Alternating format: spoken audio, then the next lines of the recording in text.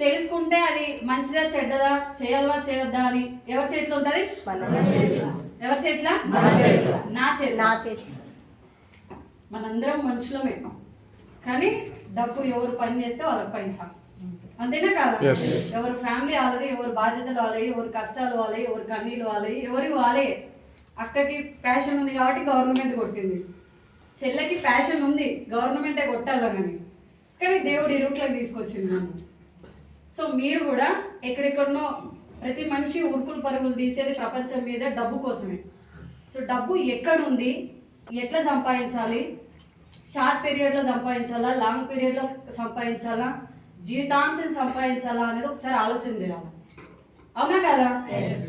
So ఇక్కడ నేను కూడా ఒక మీటింగ్కి బలవంతంగా వచ్చిన, ఇష్టపూర్వకంగా ఏం రాలేదు, బలవంతంగా వచ్చి మీలాగా ఇట్లా కూర్చొని ఇంట్రెస్ట్ లేకుండా ఏదో చెప్తున్నారు కదా అని చెప్పి వినడం జరిగింది నేను.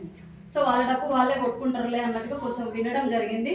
ఆ విన్న దాంట్లో నాకేం అర్థమైందంటే వెస్టేజ్ వల్ల మనకి ఉపయోగం ఉంది, కానీ మనమైతే 1% కూడా లాస్ అయ్యేది లేదు అని అర్థమైంది నాకు ఫస్ట్ మీటింగ్లో. సో అక్కడ నేను చిన్నగా ఒక మెంబర్షిప్ తీసుకొని కొన్ని ప్రొడక్ట్స్ వాడుకున్నా. ప్రొడక్ట్ కొంటే కొంచెం కమిషన్ వచ్చింది, ఒక 100-200 కొన్నదాన్ని బట్టి. 1000 ఏం కొనలే, ఒక 100లలోనే కొనుక్కున్నాను నేను. లక్షలు కూడా కొనలే, 10,000-20,000 కూడా కొనలేదు. కొన్న ఒక 2-3 వేలలో కొంచెం కమిషన్ వచ్చింది. ప్రొడక్ట్ వాడుకోవడం వల్ల నాకు ఇంట్లో చాలా బాగున్నాయి అనమాట. గ్యాస్ట్రిక్ సమస్య కానీ, డైజెషన్ కానీ మంచి రిజల్ట్స్ ఉన్నాయి.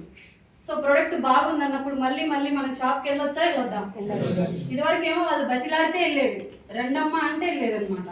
సో దాని రుచి చూసిన తర్వాత నాకు మంచిగా అనిపించింది, 4 రూపాయలు వస్తున్నాయి. ఇంకొక మీటింగ్కి వస్తే ఇట్లాంటి ఎంప్లాయీస్లు, చదువుకున్నోళ్ళు, చదువు లేనోళ్ళు, ఇందులో బాస్ లేదు, టైం లేదు, టార్గెట్ లేదు, ఇన్వెస్ట్మెంట్ లేదు, కష్టపడితే ఎంత వర్క్ చేస్తే అంత. రోజు స్కూల్కి వెళ్ళి టీచర్ చెప్పింది నేర్చుకుంటే చదువు వస్తుంది. సార్ నో, రోజు బాస్ దగ్గర వెళ్ళి పని చేస్తే కొంచెం ఆయనకి నచ్చినట్టు చేస్తే 4 రూపాయలు ఎక్కువ ఇస్తాడు. సార్ నో, ఇక్కడ కూడా ఒక సిస్టమ్ ఉంది, అసోసియేషన్ ఉంది. సో చాలా మంది సక్సెస్ అవుతున్నారు, ఎవరి కెపాసిటీ, ఎవరి శక్తిని బట్టి వాళ్ళు తీసుకుంటున్నారు. నా శక్తి ఎంత అంటే 5,000 వస్తే చాలు. స్టూడెంట్ నేను, చదువుకున్న చిన్న నా ఖర్చుల మటుకు వస్తే చాలు అని ఒక చిన్న ఆశతోని చేయాలన్న ఆలోచన ఉంది, కానీ ఎవరికి చెప్పాలా అర్థమవుతలేదు. ఎందుకంటే ఫ్యామిలీ నుంచి సపోర్ట్ లేదు. సరే మనకి మంచిగా ఉంది కదరా, దీన్ని నలుగురికి పంచుదామని చెప్పి మమ్మీ ప్రోత్సహిస్తలేదు, డాడీ ప్రోత్సహిస్తలేరు. తెలిసిన వాళ్ళు ఎవరు కూడా దాన్ని నువ్వు గీట్ పని చేయడం అయింది, పీజీ చదువుకొని నీకేమైనా మైండ్ ఉందా, మైండ్ అరికాలలో ఉందా, మొక్కాలలో ఉందా, అసలు నువ్వేం మనిషివి, ఎంతో పెద్దోళ్ళు చాలా అనుభవించి వాళ్ళ జుట్టు పోయింది, వాళ్ళు తెల్లగైనరు, మార్కెట్లోకి ఇట్లాంటివి వస్తుంటాయి పోతుంటాయి, అసలు నీకేం ఎక్కడుంది దమాకు అని వాళ్ళు చాలా రకాలుగా చాలా అన్నారు. నేనేం ఆలోచించిన అంటే వెస్టేజ్లో నేను 1 రూపాయి కూడా కట్టిస్తారు ఎవరైనా, అనవసరమైన వస్తువులు కూడా నాకు ఇప్పిస్తలేరు. నాకు నచ్చిన ప్రోడక్ట్ సబ్బు, పేస్ట్ ఏడైనా కొనాలి, ఏ షాప్లో అయినా కొనాలి. అక్కడ కొనుక్కోవడం వల్ల ఏంటి అంటే మహేష్ బాబు డెవలప్ అవుతున్నావు. నువ్వు అన్న అనకపోయినా వాస్తవంగా ఆయనే తీసుకుంటుండు డబ్బు, అడ్వర్టైజ్మెంట్ ఇస్తుండు, కోట్లు పోతున్నాయి, కోట్లు జనాలు అందరూ వాడుతూ పోతుంది.